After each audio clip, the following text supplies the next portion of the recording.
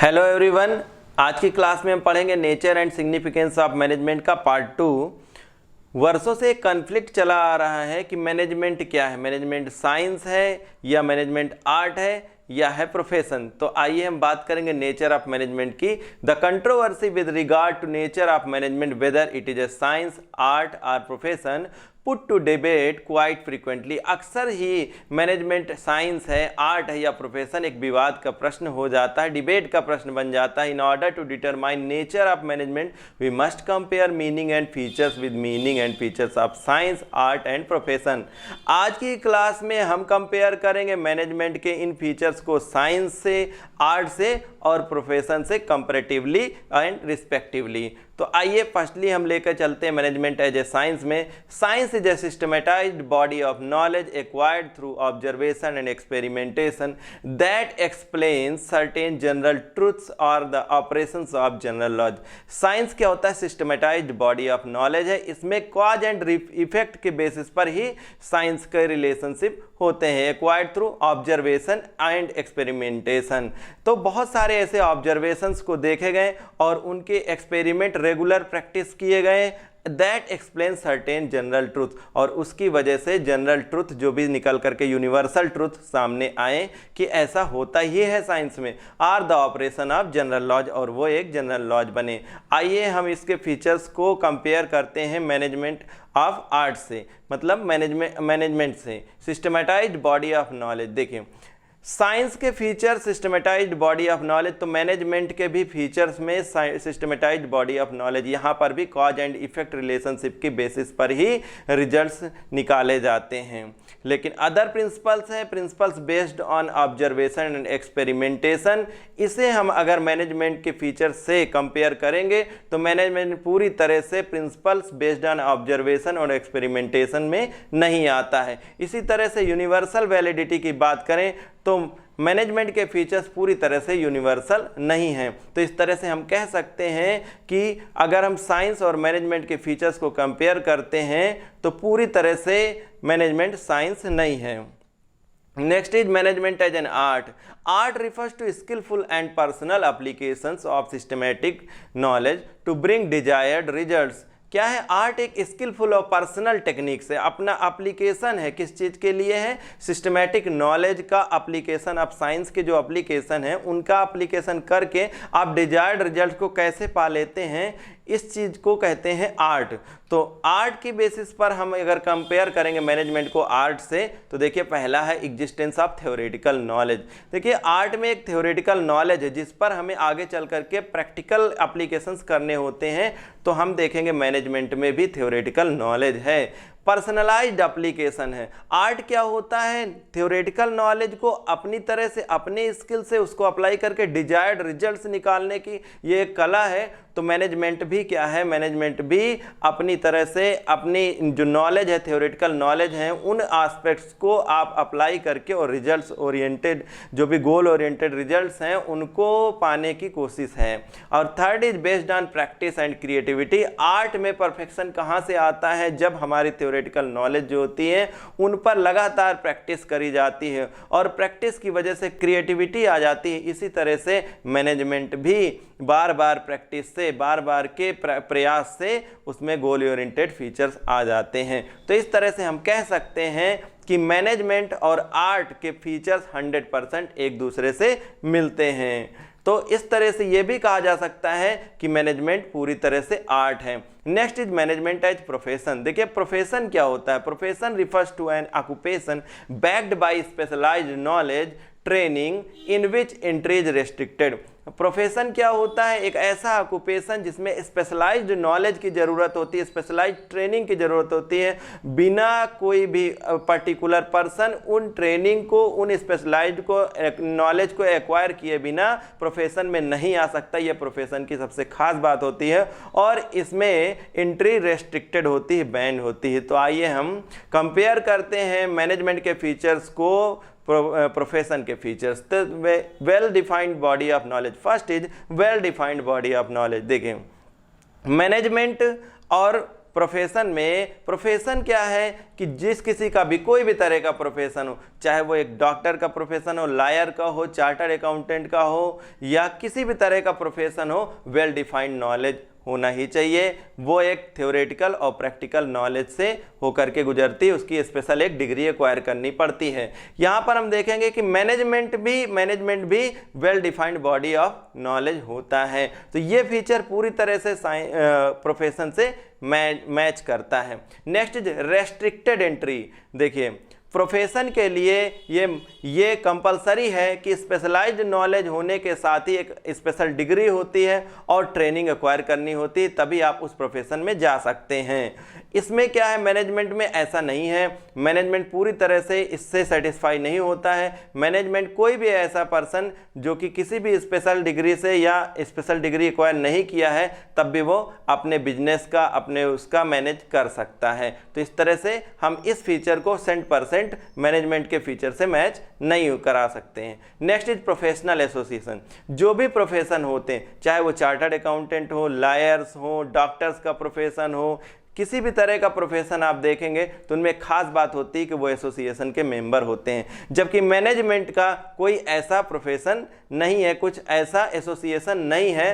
हालांकि इस पर आगे कुछ ऐसे प्रयासरत हैं कि आगे चल करके इनका एसोसिएशन हो और उनके साथ ही रेस्ट्रिक्टेड एंट्री भी हो जाए। Next is ethical code of conduct. Ethical code of conduct क्या है कि प्रोफेशन को लेकर के उनके कुछ रूल्स एंड बायलॉज हैं, उनके काम करने की एक प्रक्रिया है और उस काम को कितनी उनकी बाउंड्री लाइन है, उन रूल्स एंड रेगुलेशन से होकर के एक प्रोफेशनल को गुजरना पड़ता है। जबकि मैनेजमेंट में किसी भी तरह के कोड ऑफ कंडक्ट नहीं है।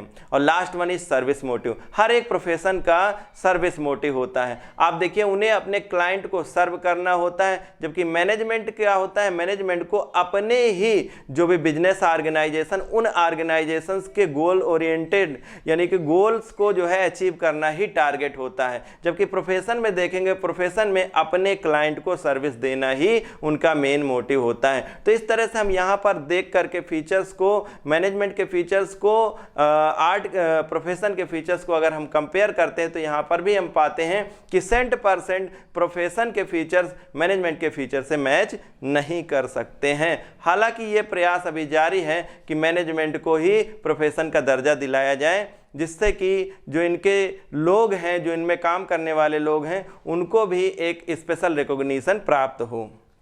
Next is levels of management. Levels of management की बात करें तो इसमें 3 तरह के लेवल्स होते हैं: top level management, middle level management and operational management या लोअर लेवल मैनेजमेंट कह सकते हैं। पहला जो लेवल है टॉप लेवल मैनेजमेंट, इसमें कौन कौन आते हैं? इसमें board of directors, chairman, president आते हैं। ये टॉप लेवल मैनेजमेंट क्या होता है? ये पॉलिसीज बनाने का काम करता है। यहाँ पर सारी चीज़ें डिसाइड होती हैं कि सर्वाइवल, ग्रोथ और जो भी ज़रूरी चीज़ें हैं, क्योंकि बिजनेस को रन कराना, उस पूरे कंपनी को, ऑर्गेनाइजेशन को रन कराने की जिम्मेदारी टॉप लेवल मैनेजमेंट की होती है। अथॉरिटी एंड रिस्पॉन्सिबिलिटी तय करना इन्हीं का काम होता है।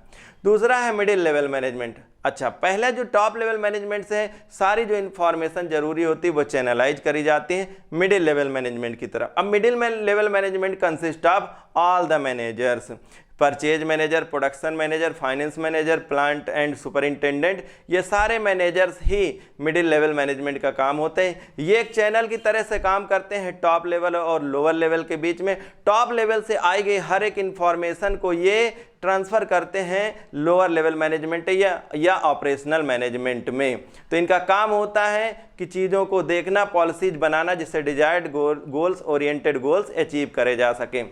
और last one is operational level management या लोअर लेवल मैनेजमेंट। यहाँ पर supervisor, superintendent, foreman, section officer होते हैं, जो कि जितने भी ऑपरेशनल मैनेजमेंट अगर बात करें तो ये सबसे लोअर मैनेजमेंट होता है। और यहाँ पर वर्क फोर्स को, वर्कर से जो भी डिजायर्ड गोल्स हैं उनके प्रति जो भी जवाबदेही है, काम है, उसको देखा जाता है। सुपरवाइजर, सुपरिंटेंडेंट और फोरमैन की अकाउंटेबिलिटी और रिस्पॉन्सिबिलिटी होती है। वो अपने सबऑर्डिनेट से वर्क करा करके और उसकी रिस्पॉन्सिबिलिटी तय करते हैं और उनके हिसाब से इनकी अकाउंटेबिलिटी भी तय हो जाती है।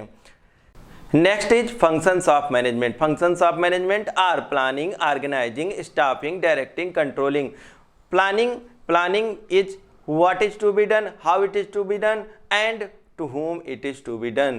प्लानिंग को कहा जाता है कि काम कराने की, रिजल्ट्स गोल ओरिएंटेड काम कराने की कला है प्लानिंग। तो बिना प्लानिंग के, बिना फोरकास्टिंग के प्लानिंग नहीं हो सकती है और बिना प्लानिंग के आगे की चीज़ें नहीं हो सकती। तो फंक्शंस ऑफ मैनेजमेंट में, प्लानिंग में बस इतना ही। ऑर्गेनाइजिंग देखिए, ऑर्गेनाइजिंग क्या होता है कि चीज़ों को, लोगों को, जो भी डिवीजन ऑफ वर्क है, डिवीजन ऑफ लेबर है और एलोकेशन ऑफ रिसोर्सेज, जैसे कि मैन और मटेरियल दोनों रिसोर्सेज को एलोकेट करना, डिस्ट्रीब्यूट करना, जिससे कि desired goals, oriented goals achieve करे जा सके। Staffing is right, placing the right person at right place, right person, choosing the right person at right place, यानी कि सही जगह पर सही इंसान का अपॉइंटमेंट करना ही स्टाफिंग होता है। और directing consist of supervising, motivating, leadership and other works. जो भी काम ऐसे डायरेक्शन यानी मोटिवेशन, लीडरशिप, सुपरविजन के द्वारा सारे जो गोल ओरिएंटेड फीचर्स हैं उनको, गोल्स को अचीव करना ही डायरेक्टिंग होता है। और कंट्रोलिंग क्या होता है? कंट्रोलिंग हमारे मैनेजमेंट का फंक्शंस का लास्ट फंक्शन होता है और सबसे ज़्यादा इंपॉर्टेंट होता है। कंट्रोलिंग को कहते हैं कि it is the essence of management.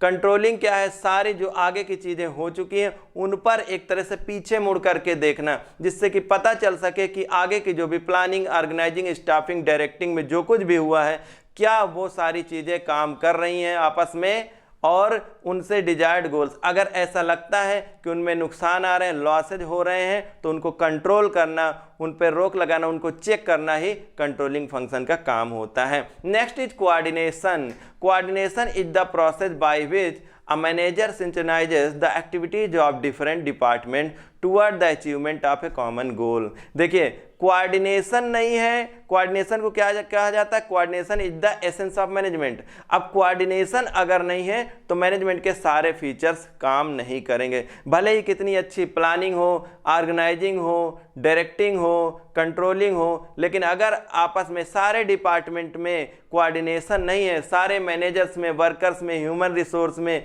अगर कोऑर्डिनेशन नहीं है तो जो भी डिजायर्ड गोल्स हैं वो कभी भी अचीव नहीं हो पाएंगे। तो इसलिए कोऑर्डिनेशन क्या है? एक ऐसा प्रोसेस है जो कि मैनेजर जिसमें सिंचनाइज करता है सारी एक्टिविटीज को, सारे डिपार्टमेंट को, एक पर्टिकुलर गोल्स को।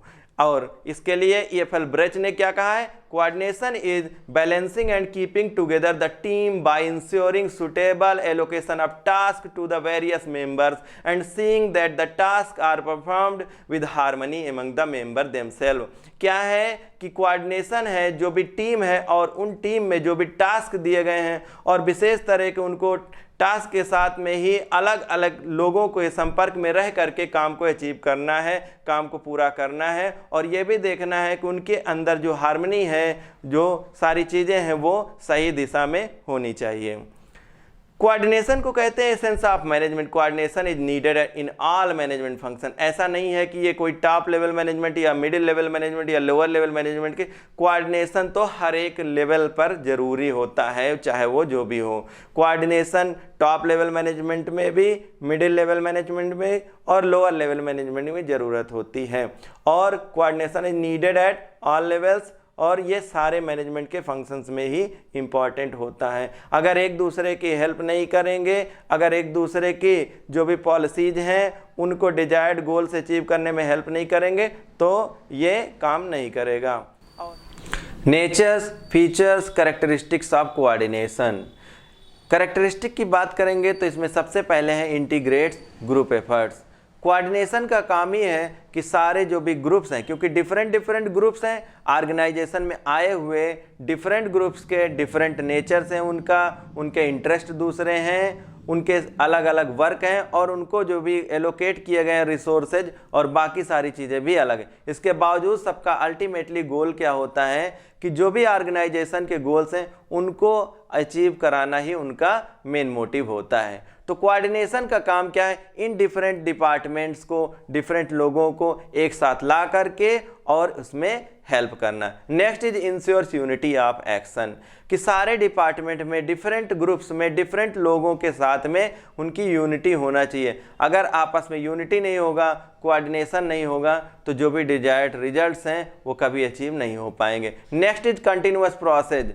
ये कोऑर्डिनेशन कोई एक ऐसा वर्क नहीं है कि एक बार करके छोड़ दिया गया और अब ज़रूरत नहीं है। ये कंटिन्यूअस प्रोसेस में रहेगा, बराबर इसको रिपीट करने की देखने की ज़रूरत है। डिफरेंट डिपार्टमेंट में सारे ऑर्गेनाइजेशन के अंदर इनका प्रोसेस जो है वो कंटिन्यूअस रहेगा कि उन सबको एकत्रित करें, इंटीग्रेट करें। और next is pervasive function. Pervasive function का यहाँ पर मतलब है कि कोऑर्डिनेशन हर जगह पर मौजूद हो, चाहे आप किसी बिजनेस ऑर्गेनाइजेशन की बात करें या कोई नॉन बिजनेस ऑर्गेनाइजेशन की बात करें, तो वहाँ सब पर भी एक कोऑर्डिनेशन की आवश्यकता होती है। बिना कोऑर्डिनेशन के फ्रूटफुल रिजल्ट्स अचीव नहीं करे जा सकते हैं। Responsibility of all managers, next feature हमारा रिस्पॉन्सिबिलिटी ऑफ ऑल मैनेजर्स है। अब देखिए इसमें क्या है, सारे मैनेजर, चाहे वो प्रोडक्शन मैनेजर हो, चाहे वो सेल्स मैनेजर हो, चाहे वो अकाउंट्स मैनेजर हो, फाइनेंस मैनेजर हो, किसी भी तरह के कोई भी मैनेजर हो, उन सब की रिस्पॉन्सिबिलिटी होती कि आपस में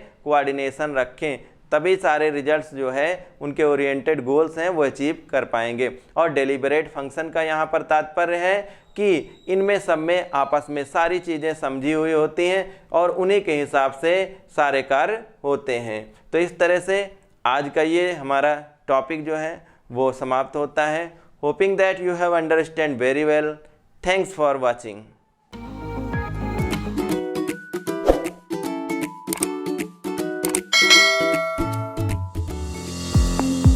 Now, students can enjoy online mode of digital learning with official app of Pankaj Commerce Classes available in Play Store.